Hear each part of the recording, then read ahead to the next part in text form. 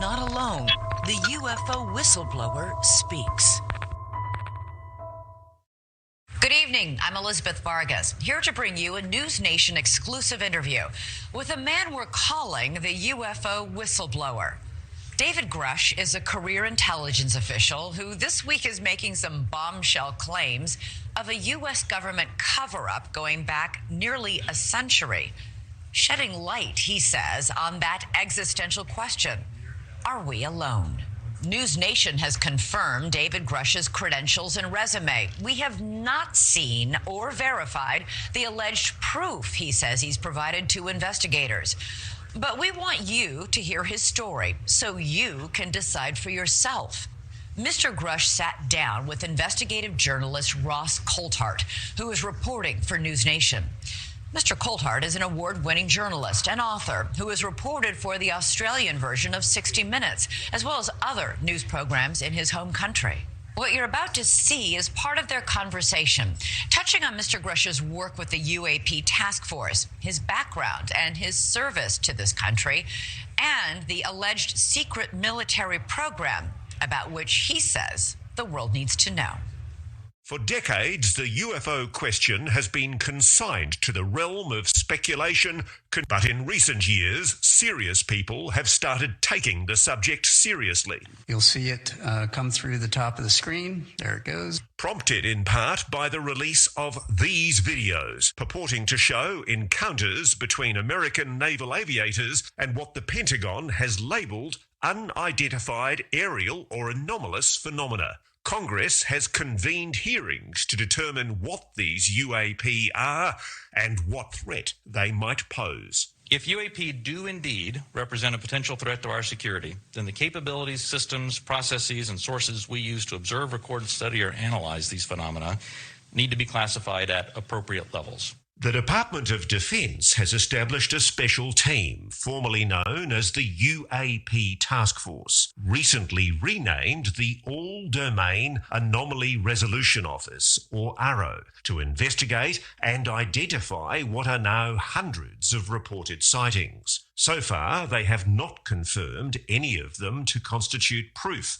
of alien life. Officially, the government continues to state we are indeed alone. But now, for the first time, a former member of that official investigative team is speaking out, telling a stunning story that impacts every person on this planet.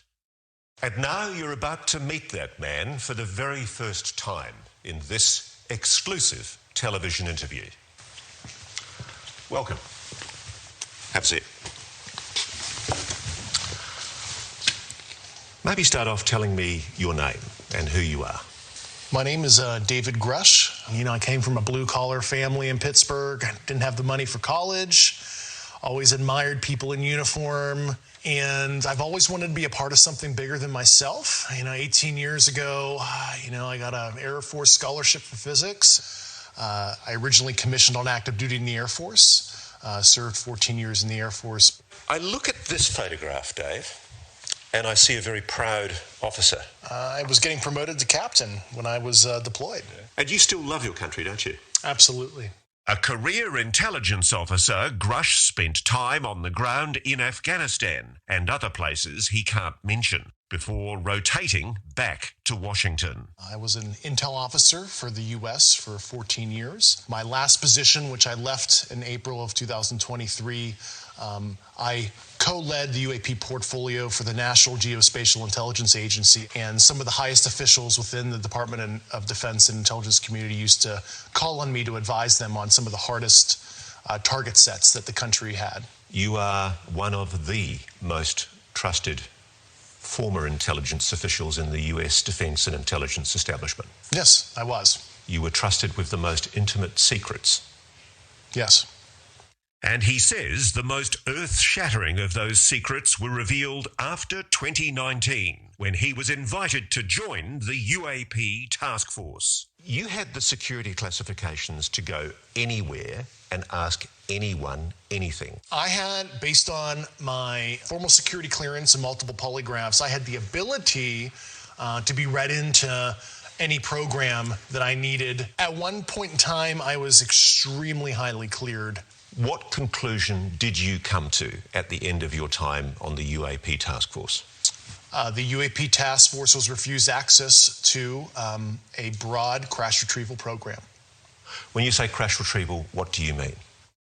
These are retrieving non-human origin technical vehicles, call it spacecraft if you will, non-human, exotic origin vehicles that have either landed or crashed. We have spacecraft from another species. We do, yeah. How many? Quite a number. You're kidding. No. I thought it was totally nuts, and I thought at first I was being deceived. It was a ruse. People started confiding in me. They approached me. I have plenty of current and former senior intelligence officers that came to me, many of which I knew almost my whole career, that confided in me they were a part of a program. They named the program. I've never heard of it. And they told me, based on their oral testimony, and they provided me documents and other proof, that there was, in fact, a program that the UAP task force was not read into. You are alleging that the US government has been concealing the existence on this planet of alien life. I would couch it as non-human intelligence, NHI, like we would like to say in our language. Why do you say that? Why do you say NHI? I don't want to necessarily denote origin. I don't think we have all the data to say, oh, they're coming from a certain location, and I couch it as somebody who studied physics, where maybe they're coming from a different physical dimension as described in quantum mechanics. We know there's extra dimensions due to high energy particle collisions, etc., and there's a theoretical framework to explain that. Yeah. Just let me cut to the quick though. You're saying there is an intelligent species engaging with this planet? Yes, that's potentially extraterrestrial, yeah. I speak for everybody sitting at home. That is a shock. It was to me, and I had a lot of sleepless nights. Grusch says he's never personally seen non-human intelligence, but he's spoken to enough people directly involved in what he calls the program that he's convinced it's real. I started out as a non-believer. I came to the problem as a hardcore physics guy, intel officer, so I have a, excuse my language, high factor. I was very methodical, interviewing people who didn't know each other, making sure this wasn't some kind of cover-up of some other program. He says he pressed to gain direct access to this program, and that's when his trouble started. Grusch claims his investigation was stymied, his requests for access rebuffed. They shut the door in my face. They denied me access to these programs. Soon after, he says he endured reprisals and retaliation from above. He then reported that information to the Intelligence Community Inspector General. That's why he's filed this whistleblower complaint. He says that experience is why he decided to go public here and in a recent article written by Leslie Kane in The Debrief. You're not being paid for this interview? No, I'm not. Why are you doing this? It's a sense of service, Call me a Boy Scout or whatever. When I saw the kind of wrongdoing I did, I don't want to be 60, 70 years old in the future and have that, coulda, shoulda, woulda kind of feeling where I could have made a difference. I do not want to live a life of regret. You are saying to the human race, for the first time, an official intelligence representative at a high level from the US government is saying publicly, we are not alone. We're definitely not alone. Absolutely, the data points empirically that we're not alone, yeah. You've said that the United States has spacecraft, intact craft. We do. Do we have bodies? Do we have species of Well, non-human? Naturally, when you recover something that's either landed or crashed, sometimes you encounter dead pilots. And believe it or not, as fantastical as that sounds, it's true. Have you seen spacecraft? I've seen some interesting photos and I've read some very interesting reports. But he says the specific documents and photos that would prove his claims are still classified, and he cannot disclose them here. Let's deal with the issue of your credibility. Mm-hmm. Why should we believe you? You're just somebody coming out of nowhere, making claims that we really ultimately can't prove. Yeah. Well, we provided the proof internally to the Inspector General and the Hill staff, and we went into all the details. I mean, I have the credentials. I was an intelligence officer on the UAP task force. But let's face it, allegations of aliens and their spacecraft are hard to accept, even coming from a respected insider. Even if you call them NHI and UAP, how could such NHI travel to Earth in the first place and go undetected by the general public? Grusch says the craft may not be travelling through space as we understand it. It is a well-established fact, at least mathematically and based on empirical observation and analysis, that there most likely are physical additional spatial dimensions. You could imagine in 4 and 5D space where what we experience as linear time ends up being a physical dimension in higher dimensional space, where if you were living there, you could translate across what we perceive as a linear flow. So there is a possibility that, and this is a theory here, I'm not saying this is 100% the case, but it could be that this is not necessarily extraterrestrial, and it's actually coming from a higher dimensional physical space that might be co-located, right here. What can you tell me about these craft, these technologies? Why do you know it's exotic? Based on the very specific properties that I was briefed on, isotopic ratios that would have to be engineered for it to be at those levels, but also just extremely strange, heavy atomic metal, high up in the periodic table arrangements that we don't understand, what the emergent properties are, but there's just a very strange mix of elements. So you're absolutely sure that the materials that these craft are made of are clearly not of this earth? Yeah, they're sophisticatedly engineered, certainly not by humans. And while Grusch says the US has gleaned some insight from these materials for military use, so much more could be done if academia and the private sector had access. It's totally nuts that humanity as a whole, especially the U.S. citizenry as a whole, they're not even benefiting from broad research on this to solve propulsion, energy issues, novel material science that can improve people's quality of life. It's just totally nuts how it's been protected and inhibits progress. If you're right, if you're telling us the truth, everyone, the entire American public, has been lied to for decades. Yeah, there's a sophisticated disinformation campaign targeting the U.S. populace, which is extremely unethical and immoral. Coming up, how long has this been going on? A lot of the things I was briefed on were very shocking.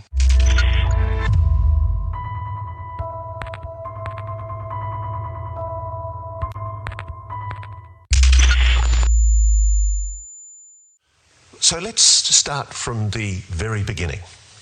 Mm-hmm. You say it's a 90-year cover-up. Just about, yeah. 90 years? 1933 was the first recovery in Europe, in Magenta, Italy. They recovered a partially intact vehicle. It's long been known that the regime of dictator Benito Mussolini documented numerous UAP during this time. This internal memo from the Italian secret services includes crude drawings of the UAPs. It's true, it's real. Yeah, that actually happened. Italian government moved it to a secure air base in Italy for the rest of kind of the fascist regime until 1944, 1945. And, the Pope Pius XII back-channeled that. So the Vatican was involved? Yeah, and told the Americans what the Italians had, and we ended up scooping it. So let me be very clear about this. You're saying that the Catholic Church, the Vatican, they know about the existence of non-human intelligence on this planet? Certainly. Grusch says shortly after the dawn of the atomic age, another major crash recovery took place. You've probably heard of it. What can you tell me about the Roswell craft? Fortunately, those details were not approved for me to talk about right now. This much we know. In 1947, an object crashed in the New Mexico desert near the town of Roswell. The Air Force recovered material described as metallic and rubbery, though the government changed its story as to what it was, calling it a flying disc at first, then a weather or spy balloon. It just read ridiculous to me that the US Air Force had changed its story. Yeah, and they added additional elements over time and tried to conflate additional programs to explain some of the events. Why are these things crashing? Yeah, some are landed, some are crashed, and I think that's an interesting discussion that's come up, as advanced as, we are, as humans, right? Planes crash, cars crash. Just because you're some advanced sentience that has advanced technology doesn't mean some small percentage of your, I'll use the Air Force term like sorties, meet an unfortunate operational conclusion, as we might want to say. Most people would tell you the Roswell incident has been thoroughly debunked. In fact, the Air Force published this report in 1994 to put the issue to rest once and for all. Grusch has read it. That analysis I did was a total hack job, and even anybody with analytical skills, if you read it, you can deduce that they're conflating multiple situations with crash test dummies and mogul balloons, and they're just saying that the townsfolk who personally witnessed it were totally imagining things. They concocted that whole report just to disinform. So the reason for the secrecy exactly is what? Feudalistic dominance, who can have both asymmetric technology for, it seems like, just fueling the war machine. Grusch says that through the 50s and 60s, encounters with the NHI continued, as did the cover-up. One incident in 1967, about which multiple Air Force veterans have gone public, involved UAPs tampering with the nuclear missiles at Malmstrom Air Base in Montana. They saw a craft, appearing to be intelligently controlled, hovered over a nuclear weapons silo and shut down 10 nuclear ICBM missiles. It certainly looks like they want to understand how far we've advanced in our nuclear fizzle kind of technologies at the very least. I mean, it looks like preparatory probing activity. It might be innocent kind of scientific gathering, could be ISR probing. Meanwhile, Grusch says the crash retrieval program continued. And while he won't reveal where the downed craft are stored, he does say that the people working with the technology have been putting themselves at risk. A lot of them, were injured looking at some of this stuff. You can imagine the nuclear, radiological, and biological risk to looking at an unknown. And a lot of them have literally suffered physically because of their service. But as we know, anyone who's come forward claiming non-human intelligence is behind these incidents has been dismissed as delusional or deliberately deceitful. If you're right, if you're telling us the truth, everyone, the entire American public, has been lied to for decades. Yeah, there's a sophisticated disinformation campaign targeting the U.S. populace, which is extremely unethical and immoral. Coming up, the 120 miles to the west. New evidence and perhaps new attitudes in a new age of UAPs. The American people need and deserve to know more. Has the US government changed its tune?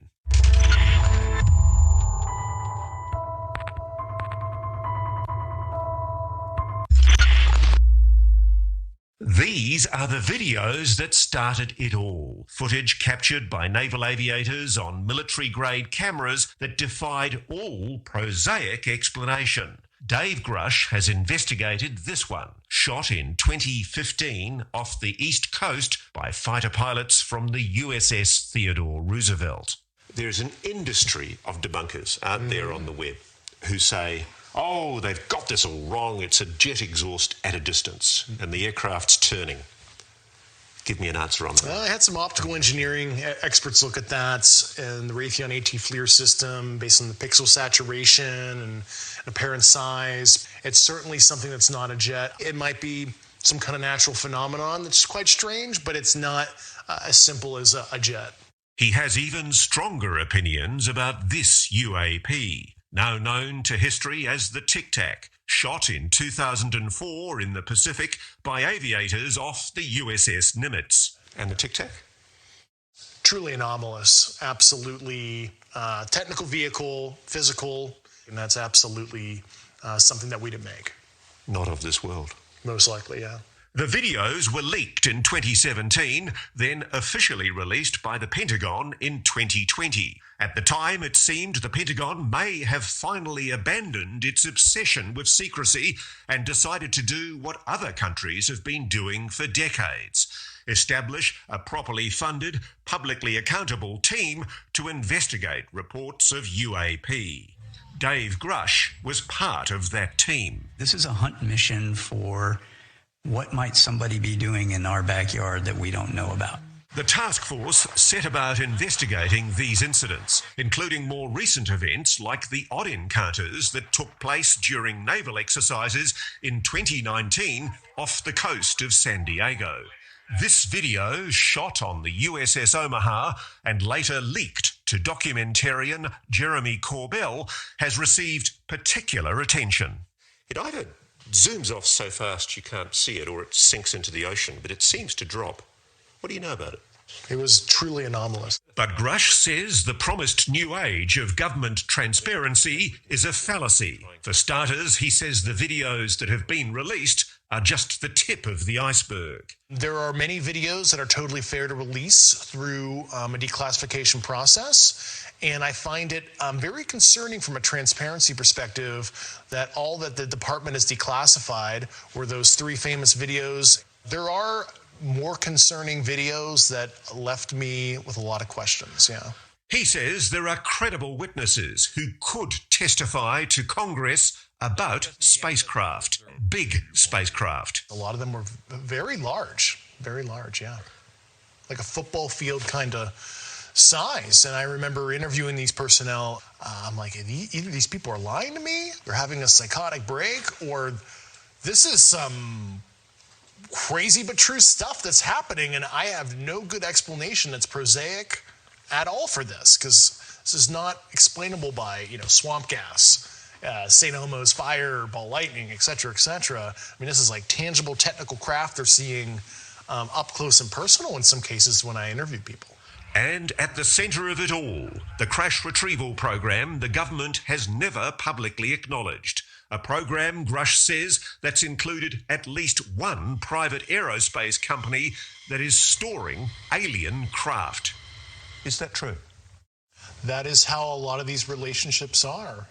While I don't want to name the specific companies and government elements, but overall, the government has been the custodian of a lot of this, right? And they'll hand receipt it out to a cleared defense contractor to do some analysis, which I find highly unethical. You have basically a sole source arrangement, and you allow certain private corporate elements to look at this, develop a potential insight, and then sell it back to the government for profit. And I think that's totally unethical. The problem you've got is there have been categorical denials from high-level officials in the US government, even presidents, that what you're saying is true.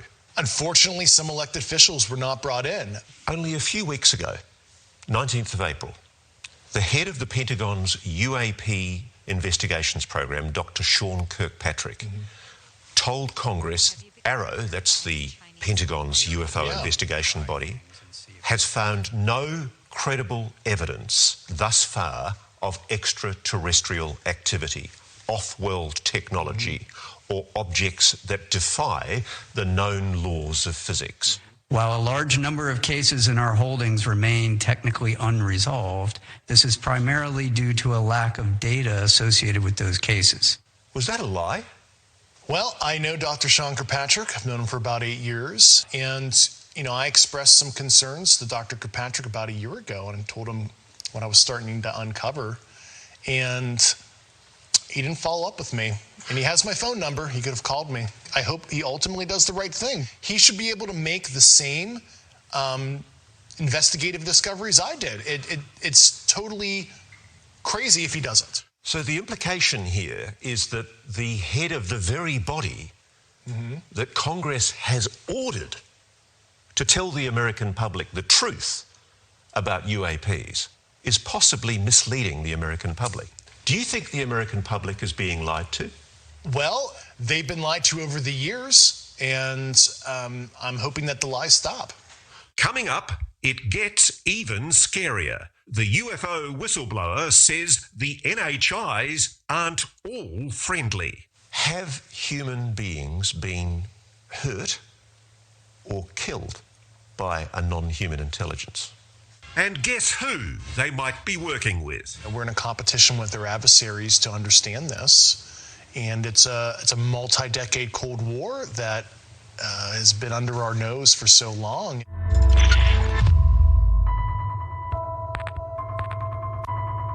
The common interpretation from some commentators is that there is a non-human species and it's incredibly benevolently well disposed to the human race.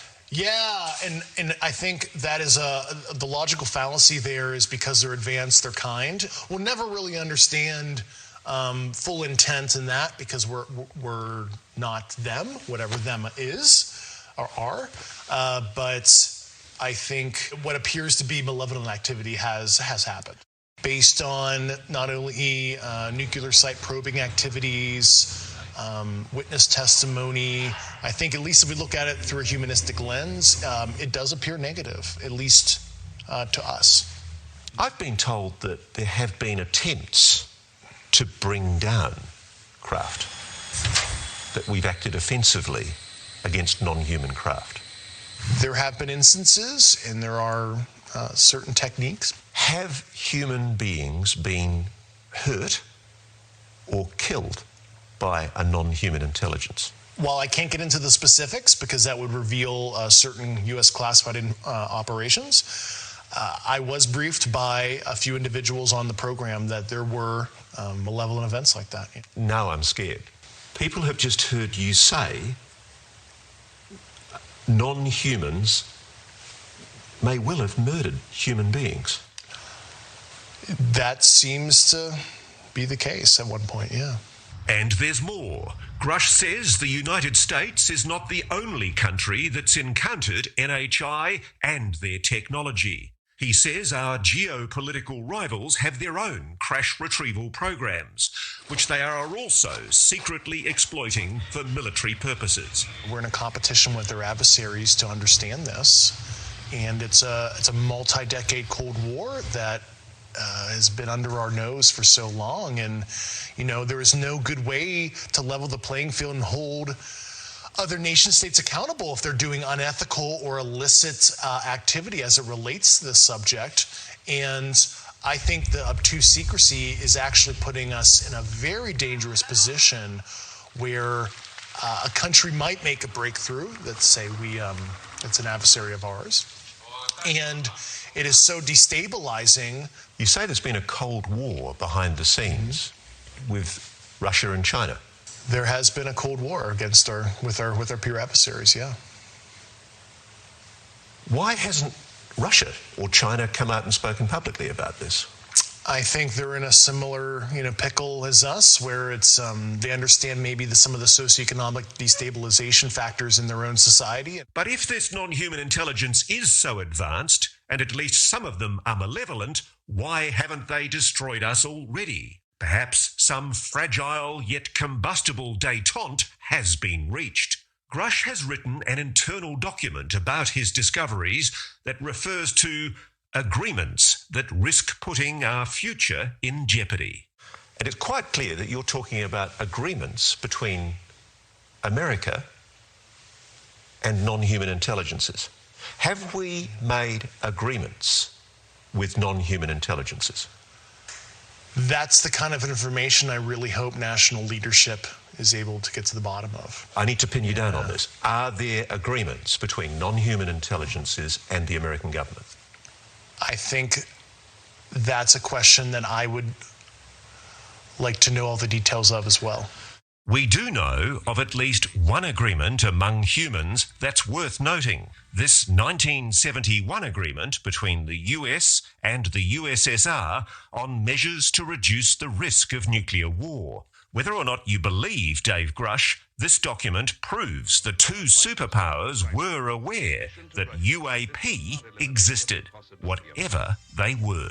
If you look at Article 3 of that treaty, it talks about unidentified objects near nuclear facilities or interfering with communications. And that is a treaty that has been used, from what I understand, to notify each other if there's a concerning event. And that's a way of saying to the Russians, hey, don't shoot at us, it's not us. Yeah, I mean, that's certainly a concern because of the secrecy. There is an environment where you could have almost like a false flag, where true non-prosaic UAP situation could be contrived as, a provocation of something from a nation state, and we want to de-escalate that. If this is true, if the stakes are so high, if the fate of the human race is at stake, perhaps it's no surprise to hear Grusch say the US government will do anything to keep these secrets safe. Can I put it to you that crimes must have been committed?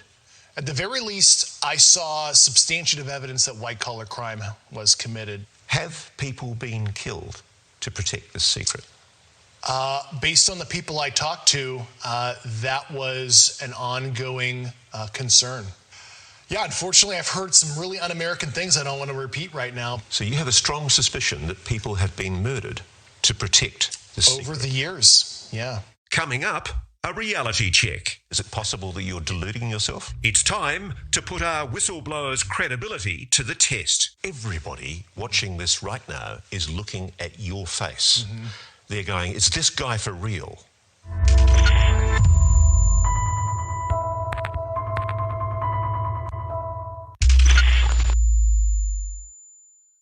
Let's talk about what Dave Grusch doesn't have. He doesn't have smoking gun documents or photos. He doesn't have official confirmation of his claims. He's just a guy talking on camera, and a lot of his answers to our most pointed questions sound like this. Can you comment? Unfortunately, I cannot.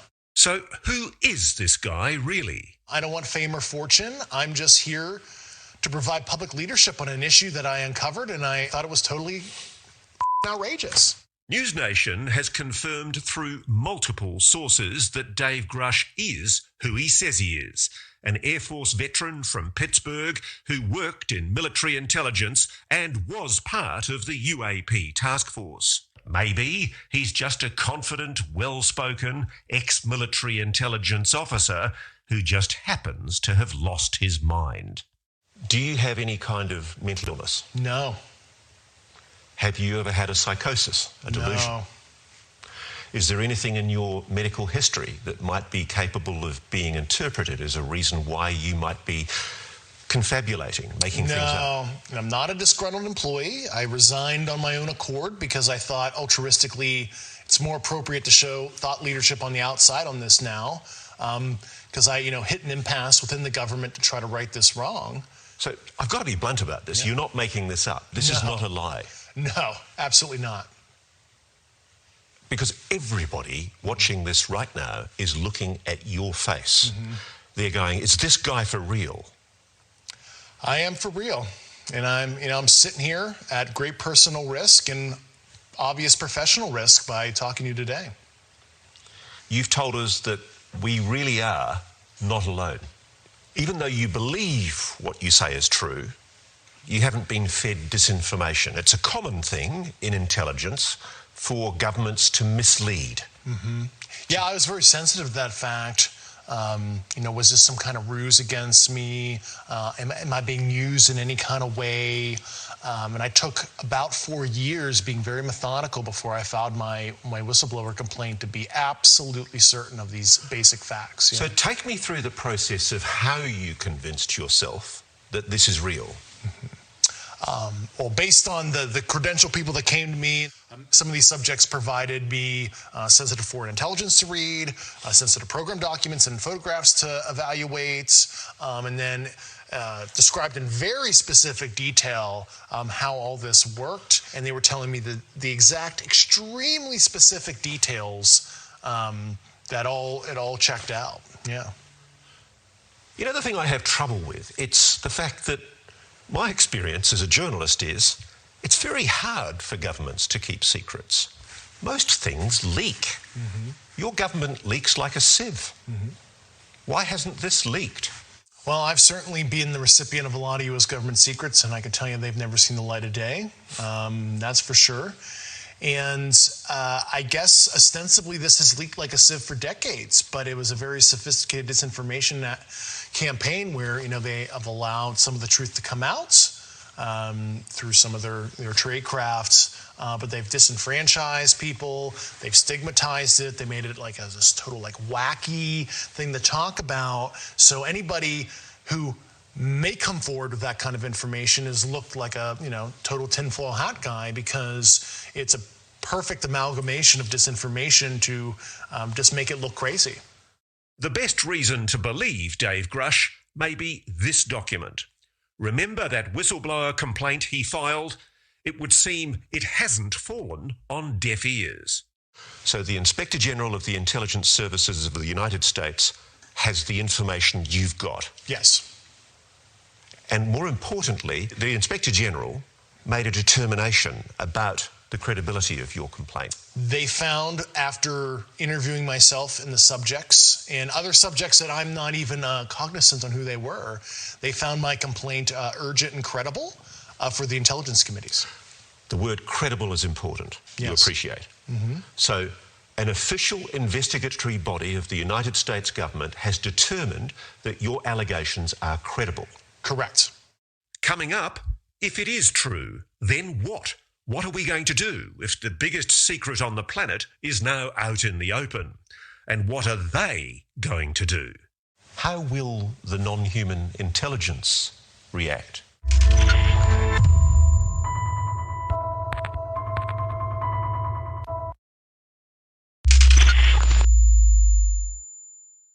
This is one of the gravest constitutional crises for your country ever.